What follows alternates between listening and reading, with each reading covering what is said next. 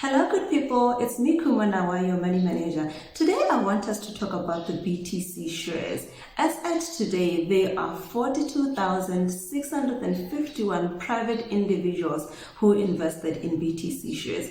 I remember on the 8th of April in 2016 when BTC went public, there was a buzz in the market. BTC Investor Public Relations team, they did a fantastic job in terms of getting Botswana interested in investing in shares. However, I believe that they did a terrible job in terms of educating Botswana on what investing in shares is all about.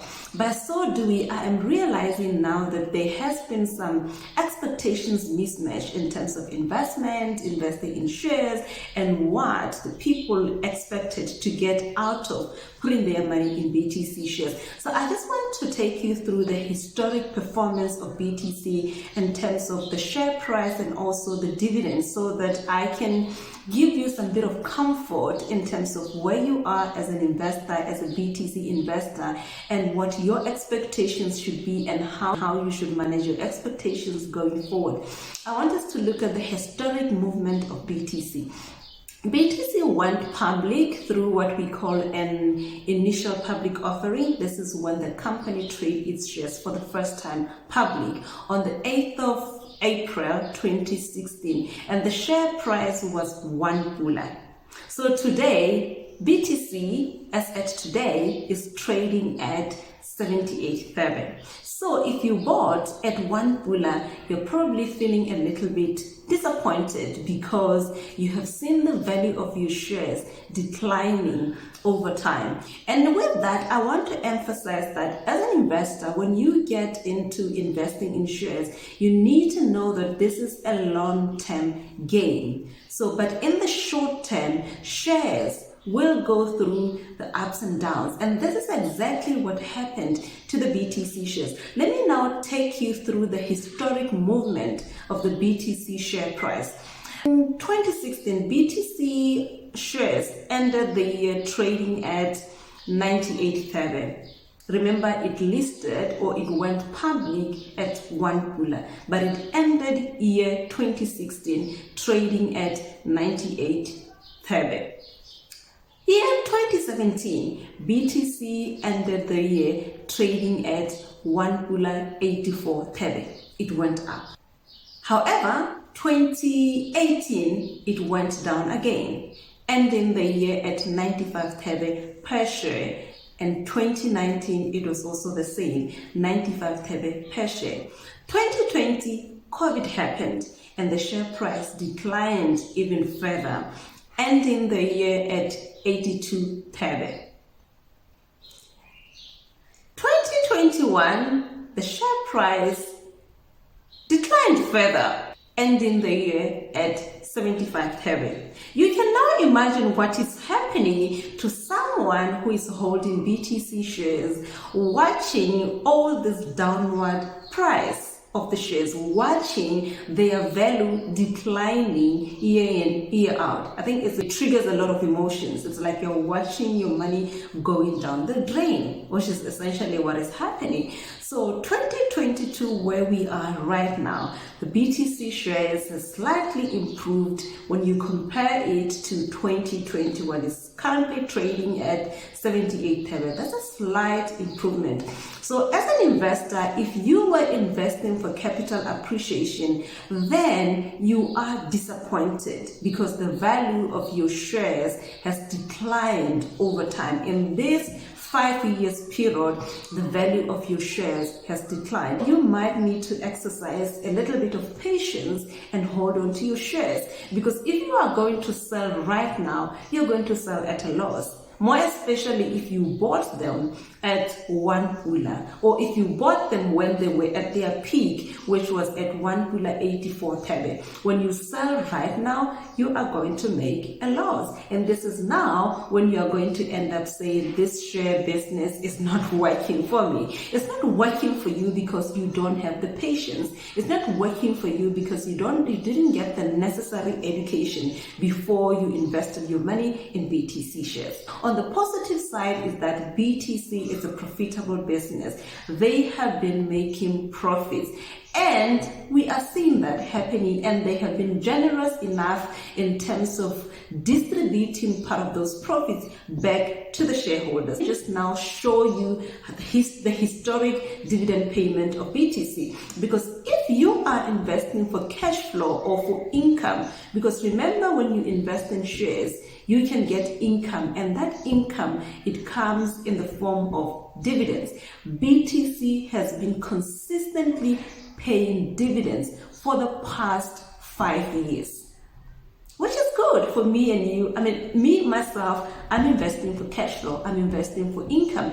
I'm not investing for capital appreciation, because if you invest for capital appreciation, you are more like a speculator, and really no one can ever predict the movement of shares. No one can ever predict the movement. So the moment you put yourself in that position where you're going to speculate, investing because you're hoping that the share price will go up, you are going to be disappointed, which is what is currently happening with BTC. In terms of the dividend payment, BTC has been paying dividends ever since 2017. I have the historic dividend payment record from 2017. 2017, they paid dividends. They paid about 1.5 tebe per share, and 2018 they paid 3.1 tebe per share. 2019 they paid a total dividend of 9.26 tebe per share, and 2020 they paid 3.73 tebe per share. And remember, in 2020 a lot of companies didn't pay dividends because of Corona. This is when we were hit by Corona, but BTC paid dividends.